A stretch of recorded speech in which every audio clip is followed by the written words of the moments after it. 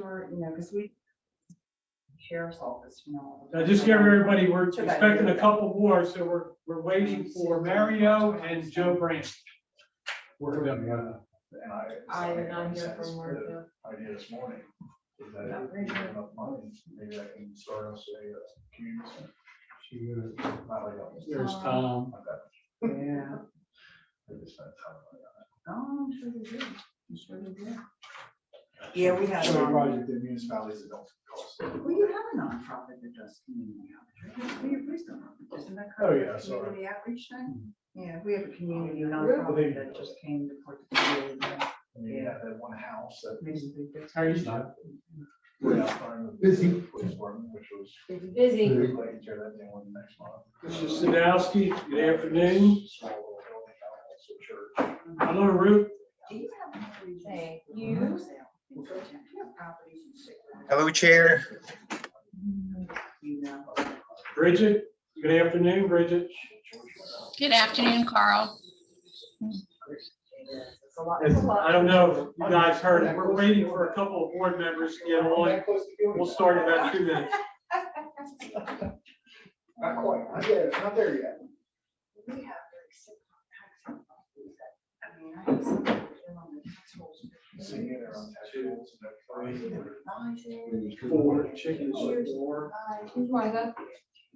5. And these fees. And Sandra, she's 6. That's So fine. it sounds like we should have everyone, but Dave. There he goes, there you go, that's it. And too much money is. Yes, very good. We have a huge challenge. I mean, we've got you. Story. I mean, you couldn't ask for any more regulation. And, I think the county to do, All right. Okay, we're just going to do a sound check. Martha, can you hear us? Yes, I can. Thank you. Very good. Yeah, oh my God. Joe Brandt, can you hear us? I can hear you very well. Thank you. Okay, and I think I saw Mario. I'm good. I can hear you. All right. All right, good afternoon, everybody. I'm going to call the Bainbridge Development Corporation public session, January 24th, to order. I need a motion to approve the agenda. You've all received it from Tony. Do I have a motion? So move. I have a motion. Second. I have a motion second. Thank you, Barry. Okay, any corrections or additions? All in favor, say aye. Aye. Thank you very much. Just have one announcement today for the public session. Probably 10 days ago now, Tony and I hosted recently appointed council member, Donna Culberson. She came to the site. We gave her a very thorough review of the property and what's going on. The purpose was so if the subject came up at council meetings, she would be brought up to speed the best we could, being a new council member. We went on a tour of the property. We were very fortunate that Reed Townsend stopped in while we were having the meeting, and Reed sat right down and brought Donna up to speed with where MRP was and what was going on and so forth. So it went very well. I believe that Ms. Culberson appreciated it very much with that. The only other thing I'll say on the announcements for those people sitting in the room with me, there's a very nice cobblestone paving project going on where you're going to be able to walk on pavers to the office the next time you come here, and the asphalt's in. And Tony, how many vehicles are on site, would you guess? Oh. Some 50? one, two, somewhere between, maybe around 20. There's 20 vehicles. There's all kinds of action on the property. You can see big equipment moving and so forth. So very good news with that. Mr. Ham, Treasurer's report, please. You all have this. And I'll speak to the report we always talk to for the colorful version of what we got for month to date, as well as 6-month numbers. No material change since we last chatted. Our financial condition remains relatively strong. Our total liquidity at this point through the end of the month was $1,237,000. Virtually none of that is restricted at this point, so we're in pretty good shape from a working capital standpoint. As I look at the relationship between receivables and payables, we've got about $9,000 in receivables at this point to cover payments that are owed related to ongoing ESCO work of $3,000. So we're in good shape there. And no other liabilities have been incurred. So our balance sheet remains very liquid and very strong. As you look at operating results for December, we didn't have any income, didn't expect really any income. Our expenses for the month were a little over $20,000. We had budgeted 28,000 or so, so we were favorable to budget by about 8,000 bucks for the month of December. Most of that is savings, if you will, were in the salary and professional fee categories, as we have not yet hired assistants for Tony that we have built into our plan. For 6 months, our revenue, which of course is largely support payments coming from our developers, at 403,000. We've incurred total expenses of 122.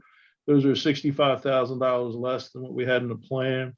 So our operating surplus thus far through 6 months is $281,000. So, and again, no material activities going on in ESCA or with phase one. You will see some expenses showing up in ESCA categories if you look at those reports closely.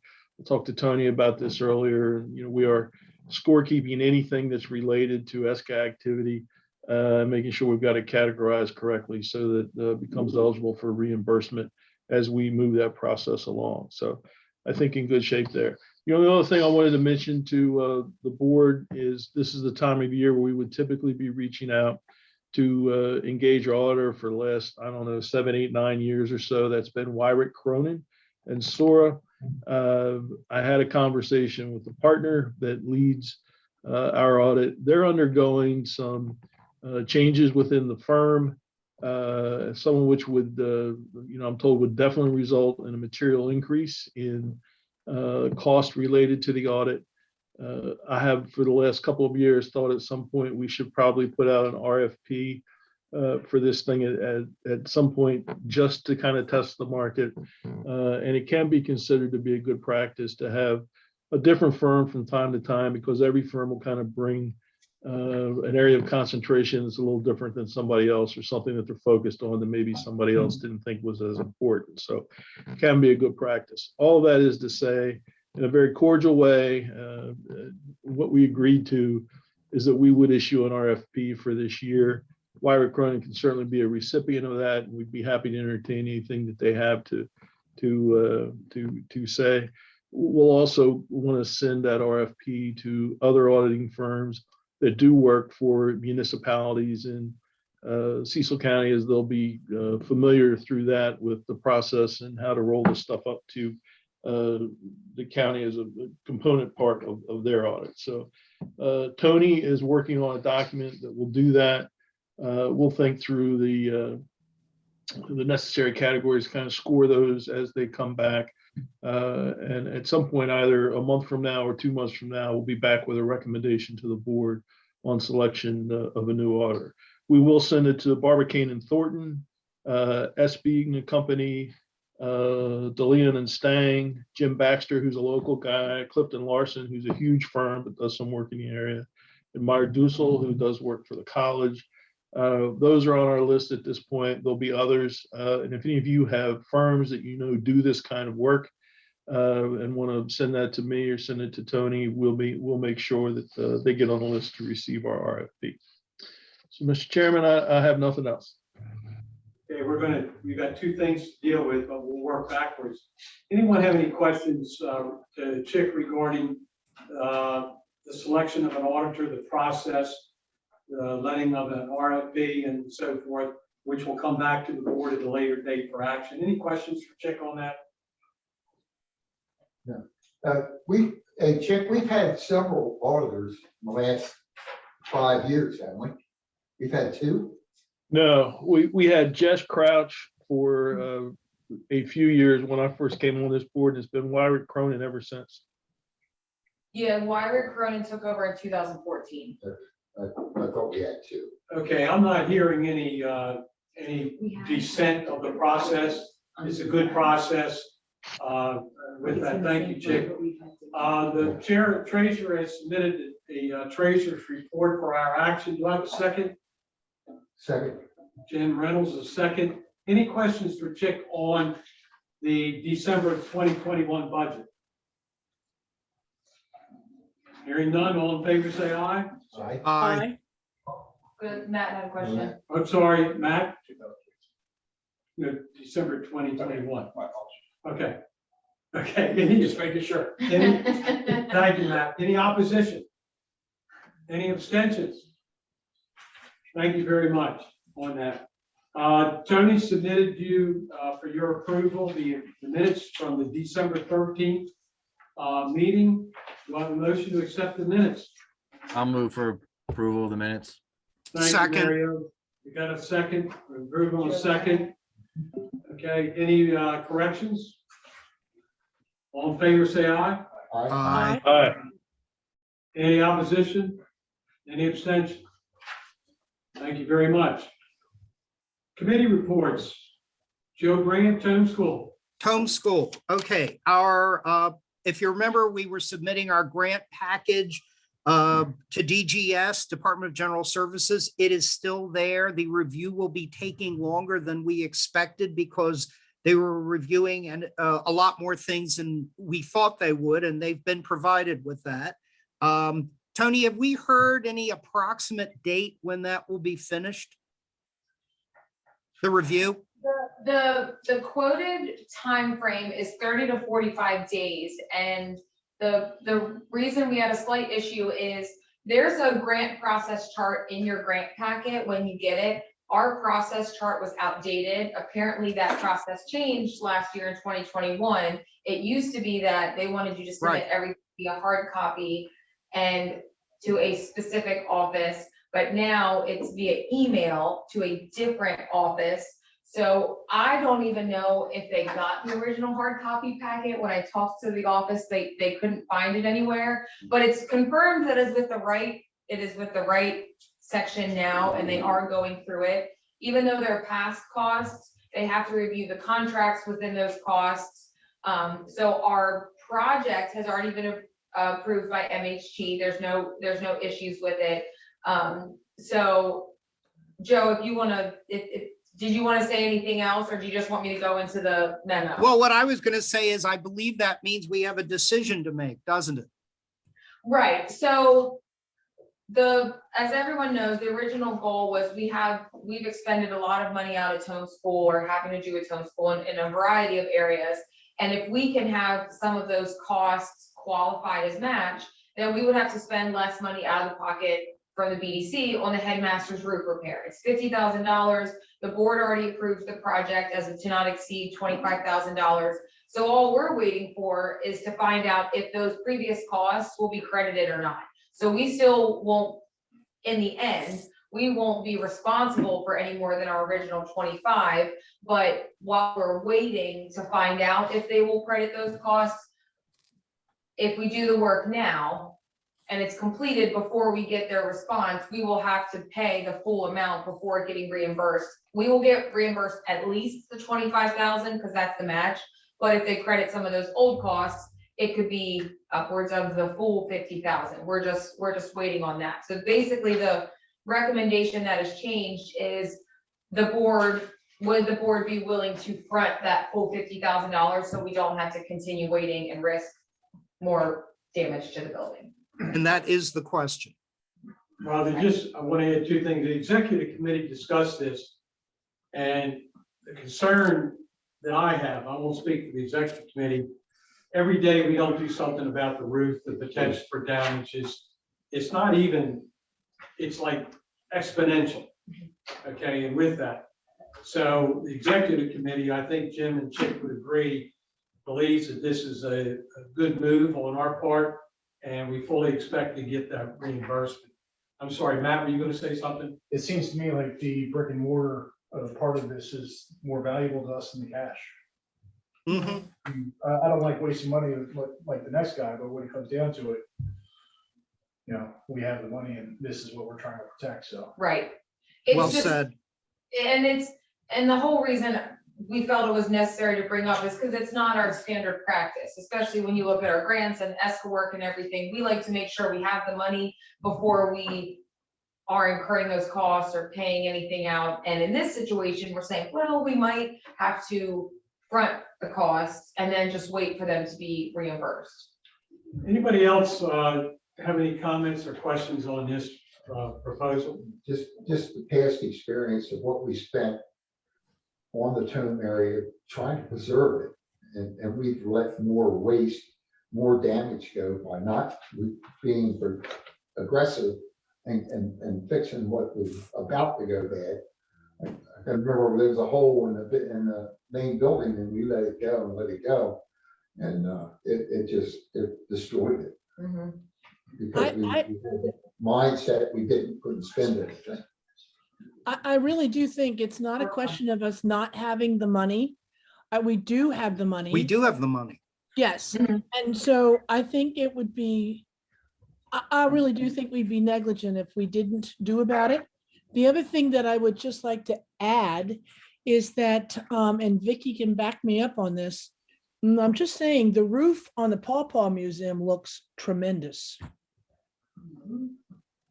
And that was a very good roofer. So anyway, I think we ought to just go ahead and do it.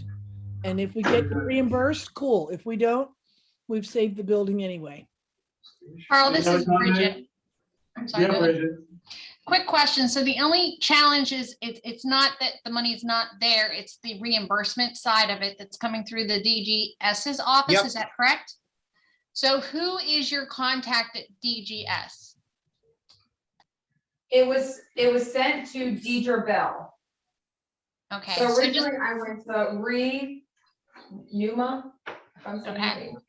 And that was wrong. It had to go to Deidre first to approve the previous contracts before it could go to to approve the match costs. So we are with Deidre right now. okay.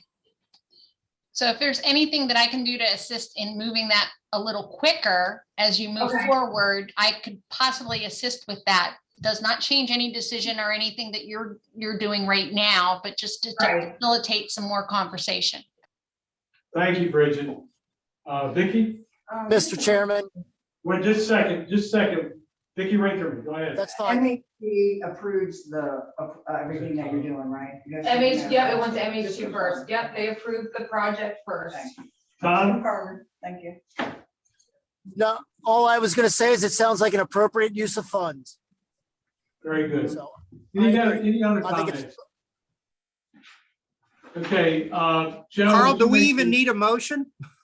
Yeah, it's gonna come from you. Please make it. I'm getting ready for it. I'm I'm- gonna second it. Okay, let me get mine out first. Anyway, Sure. Mr. Chairman, I move that we move forward with the roof project and front the total cost. And I'll second it. Okay, I have a motion and a second. Any additional comments or questions? All in favor, say aye. Aye. Aye. Any opposition? Any abstention? Thank you all very much. Thank you, Joe. Anything else on homeschool? I think that's it. Okay, thank you. Communications Committee, I'll make that report. Tony continues to work with Bridget and the department and other people regarding a groundbreaking event. I think I'm safe to say late April.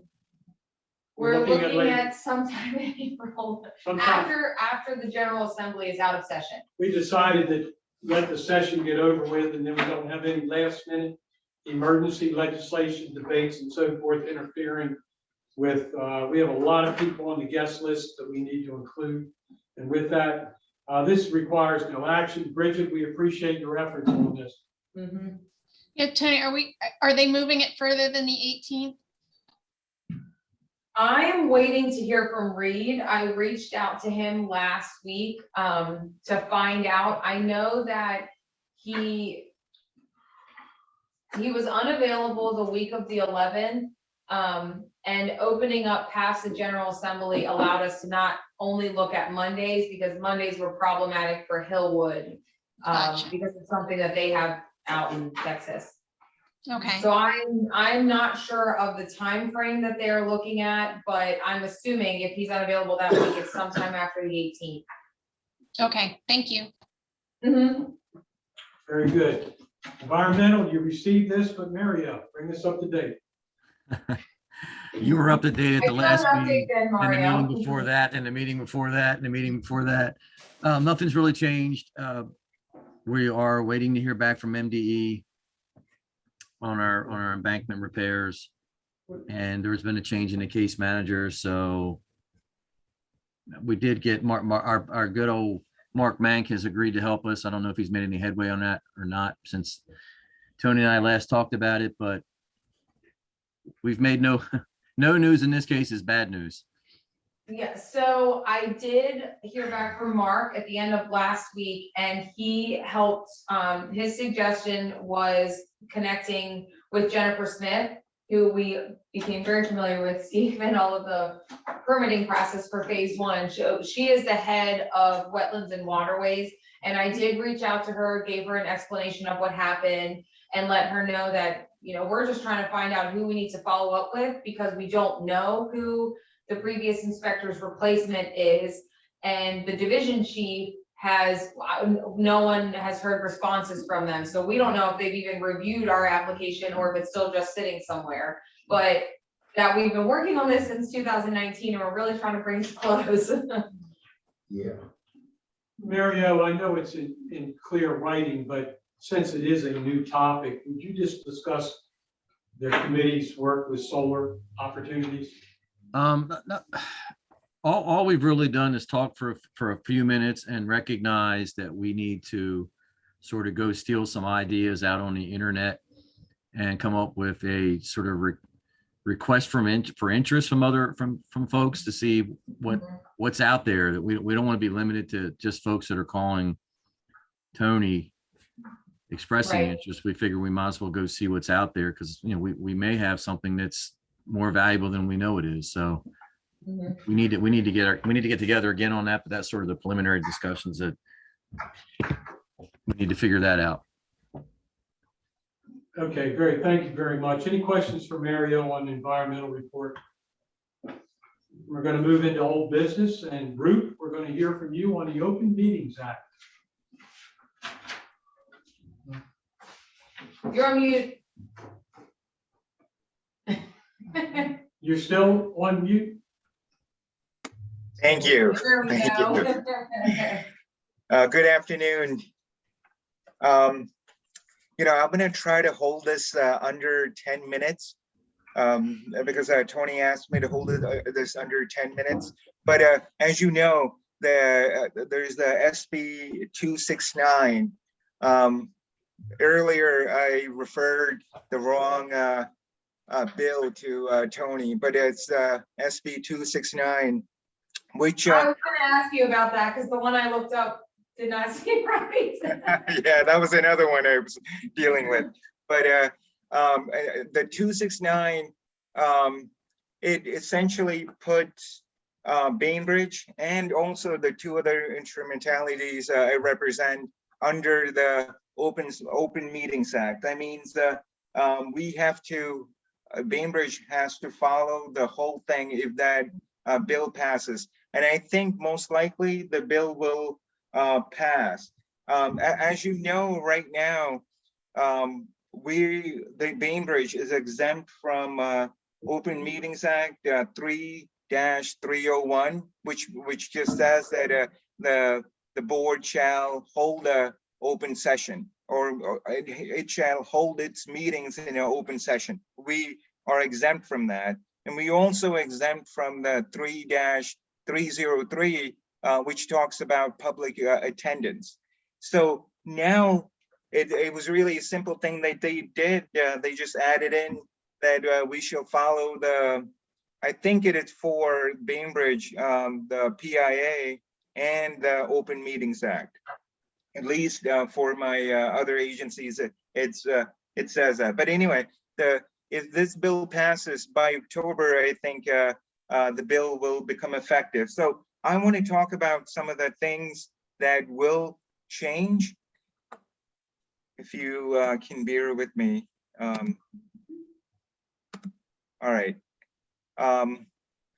So we do a lot, Bainbridge does a lot to comply with the Open Meetings Act right now. It does beyond what it's obliged to do.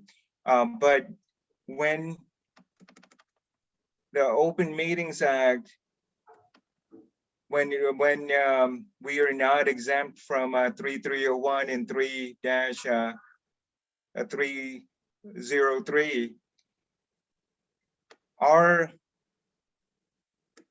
we have to send the notices and agenda like Tony does now. And we have to give access to all our meetings through either the minutes, through our live meetings, either through a teleconference or virtual meeting space. And also we have to either do minutes or do archived video, which is we have to do it live and also in archived manner. And we have to save it with our records for 5 years. And also I noticed that I remember in a meeting, I forget when we were talking about a new webcam, and I don't know how we'll be able to see the board members in the webcam, but when we are addressing a board member, we have to name the board member, or when the board member is about to speak, they have to identify themselves. And also, all the votes have to be roll call votes, so that the person who's watching this from the public could identify each person's vote. And I hear you. And so once we have determined that matter is we have to go into a closed session. The chair, it could be prepared by the staff, it could be prepared by Tony, but has to read out a closed statement. And it has, I will be giving Tony a model closed statement or closed session statement, which is basically what's going to be discussed, what gives you the authority to hold it under a closed session instead of an open session, and a little description of what's going to take place. And then the whole board have to do a roll call vote, and they have to, you know, the way that if the public is watching, they couldn't object. And if we do post our meetings are going to be live. Bainbridge's meetings, Tony tells me, are going to be live. So the public has the right to object to a closed meeting. And if they do object, then we have to send it to the OMA compliance board, which is not part of the Attorney General's office, but Attorney General's office staffs the compliance board. And by the way, you can ask me questions at any time. Can Bridget raised her hand, so I don't know what specifically pertaining to, but Bridget, do you have a question? Yeah, real quick. So to me, and I mean, I understand this process and how this non-exemption works due to the work I've done with municipalities and on public meetings. But what I see is this is going to task Tony further into possible requests and more of a need of having that administrator or assistant with her. Thank you, Bridget. Just a thought. Go ahead, Ruth. Thank you. And by the way, I can't see you all because I'm reading from the notes. So thank you, Tony, for pointing that out. Oh, not a problem. And so once the closing statement is read out to the board votes, and we go into a closed session. We can only limit ourselves to discussing what's on the closing statement, or what authority or what we said that we will be discussing in the closed meeting. And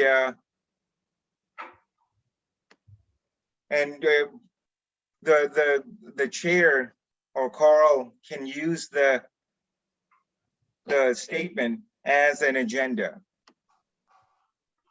for the closed meeting session. And after the closed meeting session and is over, we come out to the open meeting. And this can be held till the next open sessions meeting, but we have to get a closed session summary, because a closed statement was made before the closed session meeting. But we have to have one which contains almost the same information the closed statement contains, but also what action was taken in the closed session.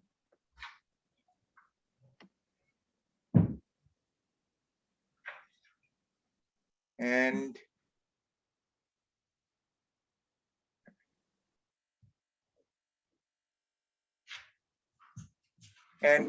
for the public has a right to observe. The public cannot participate.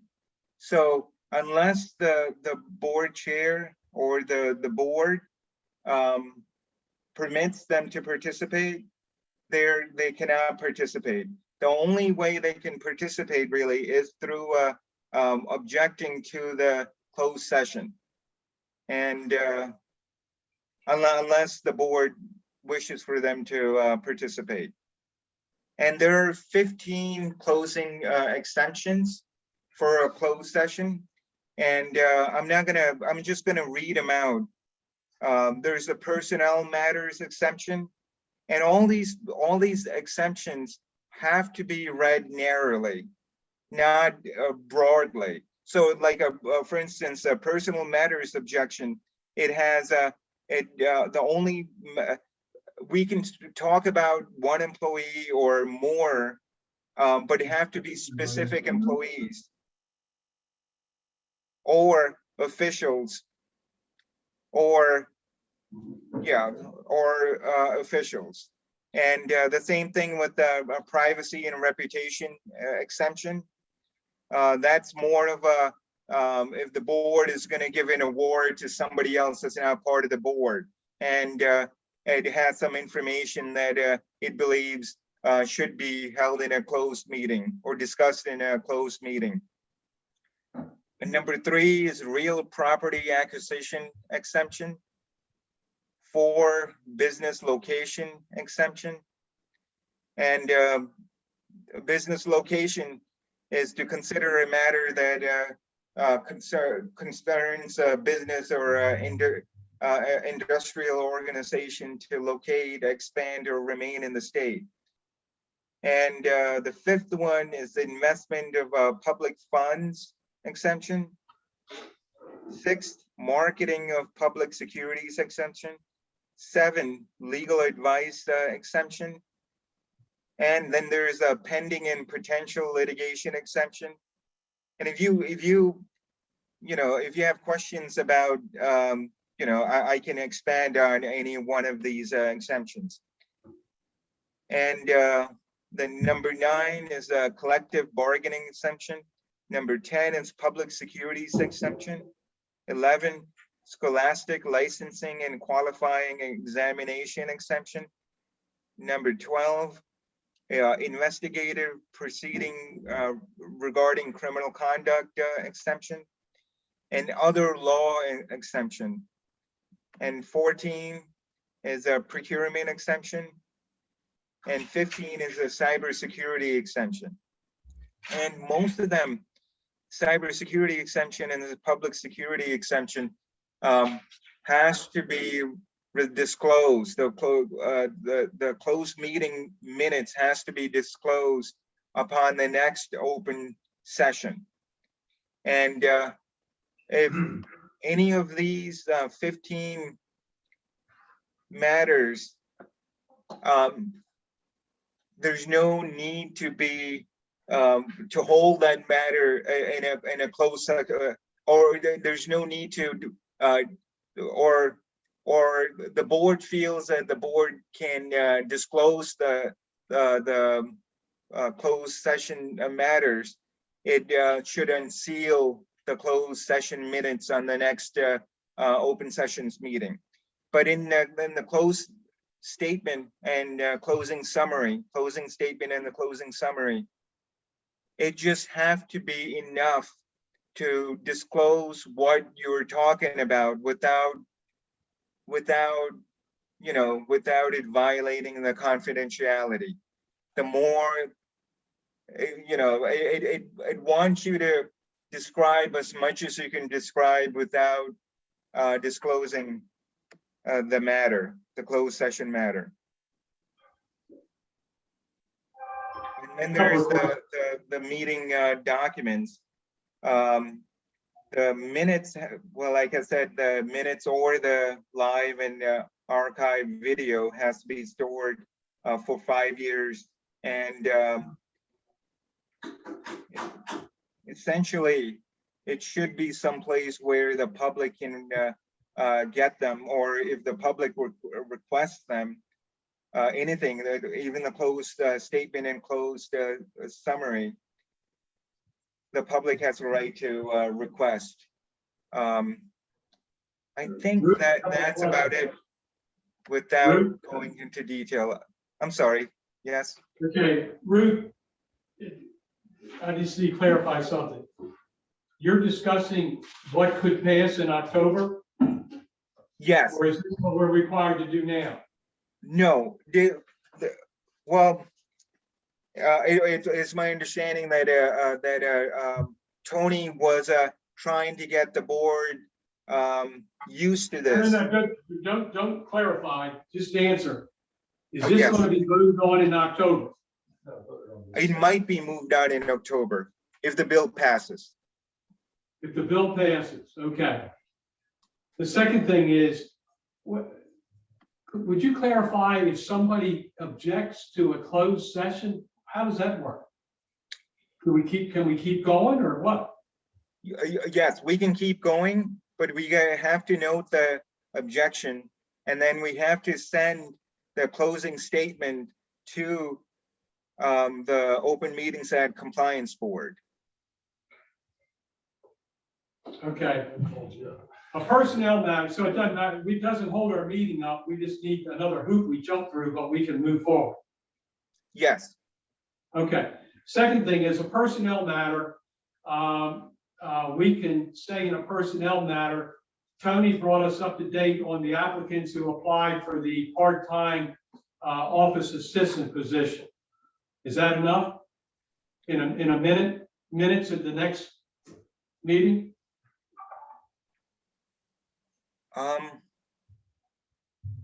I don't, because well, I guess we can, because those are specific people, but they're not employees yet. And unless there's information that should be confidential, like their name and things, regarding specific individuals, I don't think you can. But if it is regarding a specific individual or individuals, you can hold it under a closed meeting, then bring it up in a closing summary with what you said. And nobody wants to hear this, but when I was a superintendent of schools, my executive assistant was my closed meeting act expert. And she sat right beside me in meetings, and anytime we screwed up, she would grab my arm. and she would say, the board needs to do this and the board needs to do that. Long way of saying, I think Bridget's right. I think with Tony, when we hire a part-time office assistant, the part-time office assistant is gonna have to become our expert. Because we have board members coming and going, and we'll have to have some process in place where we make sure we're following it. And I know you'll be there to help us as well, Ruth. On that, any questions for Ruth? Yeah, if this legislation gets passed, is there anything backdated? Is it all moving forward from the time that the legislation gets passed to take them out of that exempt situation? I believe so. It's forward looking.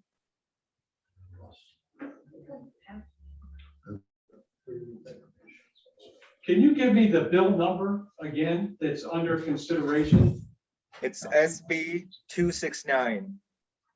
HB 269. No, SB 269. Thank you very much. XB? State bill, Senate bill, I mean, Senate bill. Senate bill. Okay, any other questions for Ruth?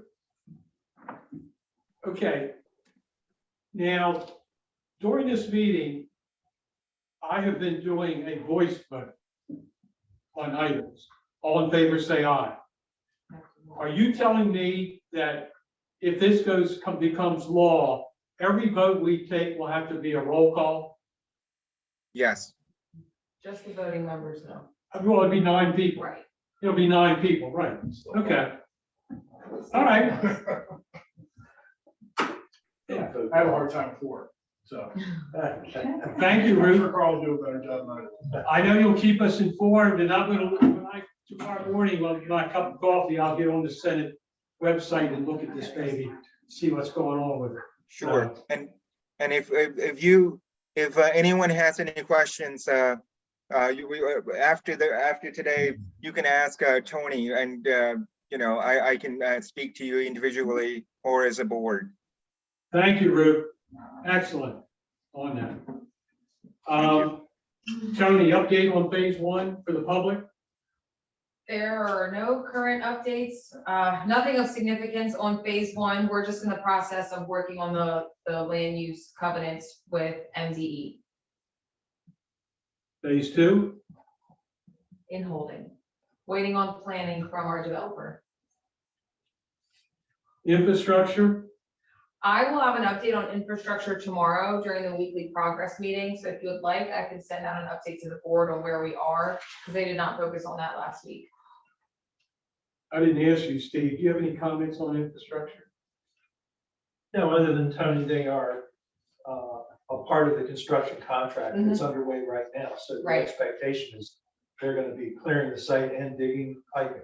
Right. It would all be done at the I same know that the main priority right now in terms of infrastructure is SHA approvals on the extension that'll be on 222. Reed shared when we met with Donna Culberson, and Vicky and Bob may be aware of this, that they're planning, the first initial work will be bringing the pipe up 222 up Fort Hill.